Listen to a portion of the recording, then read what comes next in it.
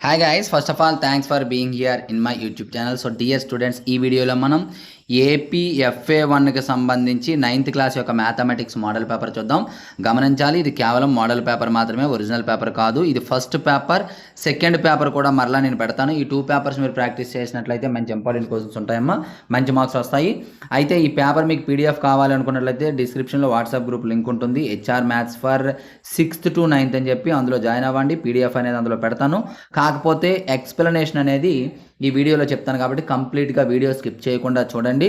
అలాగే మీకు ప్రతి పేపర్ కూడా, ప్రతి సబ్జెక్ట్ ప్రతి పేపర్ కూడా కావాలనుకున్నట్లయితే ఈ వీడియోని లైక్ చేసి మీ ప్రతి ఫ్రెండ్కి షేర్ చేయండి. అలాగే ఇంతవరకు మన ఛానల్ సబ్స్క్రైబ్ చేయకపోతే వెంటనే సబ్స్క్రైబ్ చేసుకోండి. ఎక్స్ప్లెనేషన్ ఎందుకు చూడాలి అంటే మీకు ఈ మోడల్లో క్వశ్చన్ అడిగే అవకాశం ఉంటుందమ్మా. కాబట్టి నేను ఎక్స్ప్లెయిన్ చేసేటప్పుడు చూసినట్లయితే ఖచ్చితంగా మీరు ఆ మోడల్లో క్వశ్చన్ అనేది చేయగలుగుతారు. ముందుగా బిట్స్ అయితే మనం చూద్దామమ్మా. ఫస్ట్ రేషనల్ ఫార్మ్ ఆఫ్ 0.9 అన్నాడు. సో రేషనల్ ఫార్మ్ ఆఫ్ 0.9 అంటే మనకి చూడండి 0.9 కదమ్మా. దీని రేషనల్ ఫామ్ అంటే ఎట్లా రాయాలంటే మీకు ఏ నెంబర్ ఇచ్చినా సరే ఇక్కడ నెంబర్ ఏది ఉందో అది రాసేస్తారు, పాయింట్ తీసేయండి, పాయింట్లు మెరుంచకూడదు, ఆ నెంబర్ రాయండి. అంటే 09 యాక్చువల్గా పాయింట్ తీస్తే 09 ఈజ్ నథింగ్ బట్ 9 బై పెట్టండి, 1 పెట్టండి.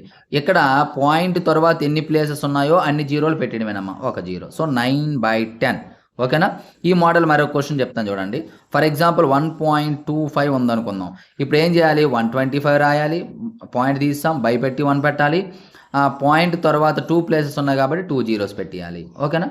25తో క్యాన్సిల్, 25 5 టైమ్స్, 25 4 టైమ్స్, 5/4. ఈ విధంగా ఇది చేయవలసి ఉంటుందమ్మా. And next the zeros of the polynomial. చూడండి, ఇది కూడా చాలా ఇంపార్టెంట్. జీరోస్ కనుక్కోవటము అంటే వెరీ సింపుల్ అమ్మా. ఇచ్చినటువంటి పాలినామియల్ జీరోకి ఈక్వల్ చేయాలి. 5x + 7 = 0. ఇక్కడ వేరియబుల్ ఏదైతే ఉందో ఎక్స్ ఉండొచ్చు, వై ఉండొచ్చు, ఆ వాల్యూ మనం కొనుక్కోవాలి.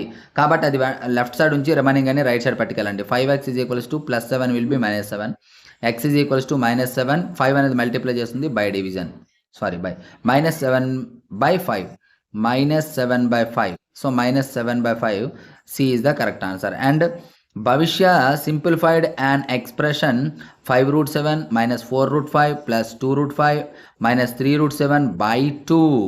అయితే ఏమన్నాడు, in which step did he కాదమ్మా షీ మేక్ ఏ మిస్టేక్ అన్నాడు. అంటే ఏ స్టెప్లో మిస్టేక్ చేసింది అని అడిగాడు. సో మనకి ప్రాసెస్ చేద్దాం. ఇక్కడ చూడండి, ఇది √7 కాబట్టి ఈ రెండు సబ్ట్రాక్ట్ చేయవచ్చు. 5లో 3 పోతే 2√7 అమ్మ. ఓకే. అలాగే -4 + 2 అంటే 4లో 2 పోతే -2√5 ఇది. ఓకేనా, బై 2. ఫస్ట్ స్టెప్ సరిపోయింది కదా, ఈ స్టెప్ సరిపోయింది. ఇప్పుడు ఏం చేయాలి చూడమ్మా, నెక్స్ట్ స్టెప్ ఏం చేయాలి, ఈ రెండు 2 కామన్ తీయచ్చు ఇందులో. సో 2/√7 - √5/2. ఓకేనా, 2 కామన్ తీసాం. సో నెక్స్ట్ స్టెప్ కూడా సరిపోయింది. ఇప్పుడు 2కి 2 క్యాన్సిల్, √7 - √5. సో ఈ స్టెప్ కూడా సరిపోయింది. ఇప్పుడు యాక్చువల్గా ఇది √7, ఇది √5, ఈ రెండింటిని సబ్ట్రాక్ట్ చేయలేమమ్మా. √7 వేరు, √5 వేరు. ఎప్పుడైనా నెంబర్ మనకు ప్లస్ మైనస్ చేయాలంటే రూట్లో ఉన్నటువంటి నెంబర్లు ఈక్వల్గా ఉండాలి. కానీ ఈడేం చేశాడు, 7లో 5 తీసేసి √2 అని పెట్టేశాడు, తప్పు. ఓకేనా. So 4th step is wrong. అది మనం క్లియర్ కట్గా చూసుకోవచ్చు. Next 4th question, if P(x) = polynomial ఇచ్చాడు, అలాగే Q(x) ఇచ్చాడు polynomial, then the degree of P(x) + Q(x) అన్నాడు. చాలామంది డిగ్రీ ఆఫ్ P(x) + Q(x) అన్నారు కాబట్టి ఇక్కడ 6, ఇక్కడ 5, టోటల్గా 11 అని చెప్పి ఫస్ట్ ఆప్షన్ 11 ఉందని పెట్టేస్తుంటారు. అది రాంగ్. గమనించండి, అది ఎప్పుడు అంటే P(x) × Q(x) అయితే అప్పుడు 11. గుర్తుపెట్టుకోండి. మల్టిప్లికేషన్ చేస్తే 6 × 5 కాబట్టి, అంటే 6 5 సరిపోద్ది అని అర్థం. x⁻6 + 5 కాబట్టి 11. కానీ ఎడిషన్ చేసేటప్పుడు ఏమవుతుందమ్మా, ఎడిషన్ అంటే దాని అర్థం ఏంటి, ఇగోండి ఇవన్నీ రాయాలి ప్లస్ ఇవి పెట్టాలి. సో ఎడిషన్ చేసేటప్పుడు హైయెస్ట్ పవర్ మారదు, హైయెస్ట్ పవర్ 6 ఉంటుంది. కాబట్టి హైయెస్ట్ పవర్ ఏది ఉందో అదే degree. So B is the correct answer. అంతేగాని పొరపాటున మీరు కన్ఫ్యూజ్ చేయడానికి ఇచ్చాడు, తప్పు చేయొద్దు. అండ్ తర్వాత ఇది చూడండి, = 0 అయితే AQ + BQ అంటే మనకి ఫార్ములా ఉందమ్మా, x + y + z = 0, then x³ + y³ + z³ 3xyz చాలా ఇంపార్టెంట్ క్వశ్చన్ ఉంది మనకి. 3xyz ఎప్పుడు x plus y plus z is equal 0 అయ్యేటప్పుడు 3xyz అవుతుంది. మరి ఇక్కడ క్లియర్గా x plus y plus z అనేది 0 ఇచ్చాడు కాబట్టి ఆ క్వశ్చన్ మనం 3xyz చేయాలి. 3x అంటే 1/2, y అంటే 2/3, z అంటే -7/6 అమ్మ. ఇది ఓకేనా. 2కి 2 క్యాన్సల్, 3కి 3 cancel, -7/6. So c is the correct answer. And next, which of the following is true అన్నాడు. √2 ఈజ్ ఏ టెర్మినేటింగ్ డెసిమల్. తప్పు, టెర్మినేటింగ్ కాదు. Okay. Next 22/7 is a non terminating and recurring decimal. Non terminating and recurring decimal. ఇది సరిపోయిందమ్మా. ఎందుకంటే 22/7 మీరు division చేసినట్లయితే ఎంత వస్తుందమ్మా? 7 3s are 3.7 3s are అంటే 1 మిగులుతుంది. 7 1s are 7, 3 ఉంటుంది. తర్వాత 7 4s are 28, 2 ఉంటుంది. ఇలా మనం చేసినట్లయితే సంథింగ్ నెంబర్స్ వస్తాయి. టెర్మినేటింగ్ అండ్ రికరింగ్ డెసిమల్స్ అనేది మనకు రావడం అనేది జరుగుతుంది. డివిజన్ అయితే చేయండి. ఓకేనా. డివిజన్ చేసినట్లయితే మనకి ఈ విధంగా రావడం జరుగుతుంది. Next 3.14 is a non terminating non recurring. ఇది non terminating and non recurring అనడం తప్పు. ఇది ఎందుకంటే ఇది rational number. Non terminating non recurring అంటే irrational. So pi is a rational అన్నది. ఇది తప్పే. Pi is irrational. ఓకేనా. సో మనకు కావాల్సిన option B. Next, which of these 23/90 expressed as a decimal number అన్నాడు. ఫస్ట్ ఆప్షన్ ఏంటంటే 90 23 0 పాయింట్ పెట్టి 0 చెయ్యొచ్చు. అది కొంచెం టైం ప్రాసెస్. మీకు సింపుల్ షార్ట్ కట్ చెప్తాను, గుర్తుపెట్టుకోండి.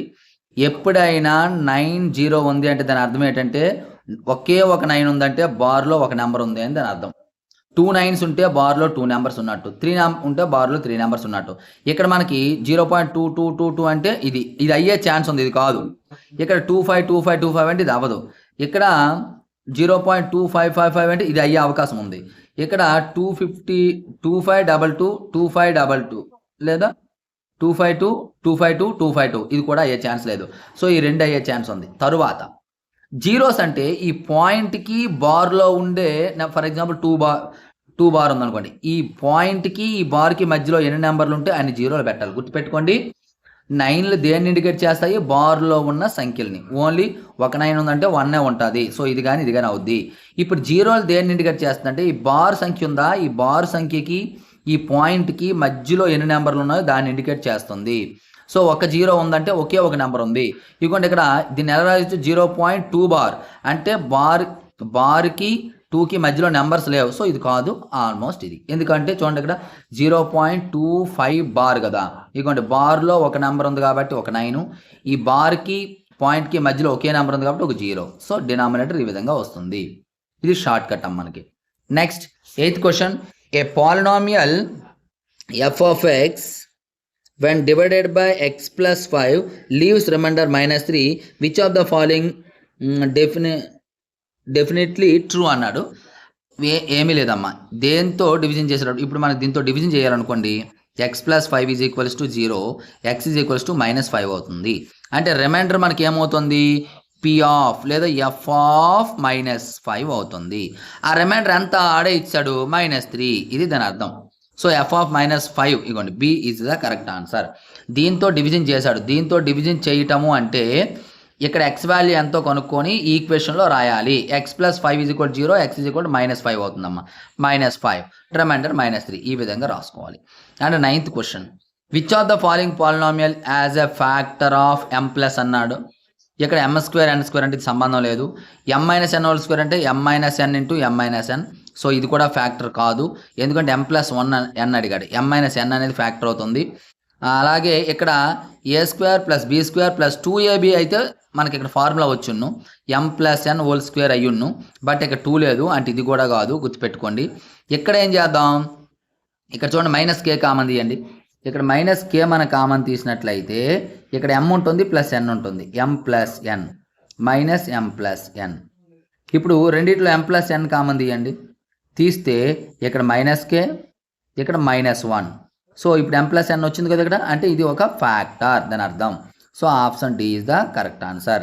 అండ్ 10th క్వశ్చన్ చూడండి. Which of these is equals to మీరు జనరల్గా 190 స్క్వేర్ 196 స్క్వేర్ చేసినా వచ్చేస్తుంది. మీరు అంత వర్రీ అయిపోవడం అవసరం లేదమ్మా. ఇక్కడ ఫార్ములా ఏంటంటే A square minus B square, formula A plus B into A minus B కదా. లేదా మీకు ఇందులో X square minus Y square అని ఉంటుంది. X plus Y into X minus Y. X అంటే 197 ప్లస్ ఎక్స్ మైనస్ వై అంటే 196. Okay, X plus Y into X minus Y. 197 minus 196, 197 plus 196 ఇది subtract చేస్తే 1 అంటే ఇదే ఆన్సర్ మనకి. సో ఎక్కడ ఉంది? Option b is the correct answer.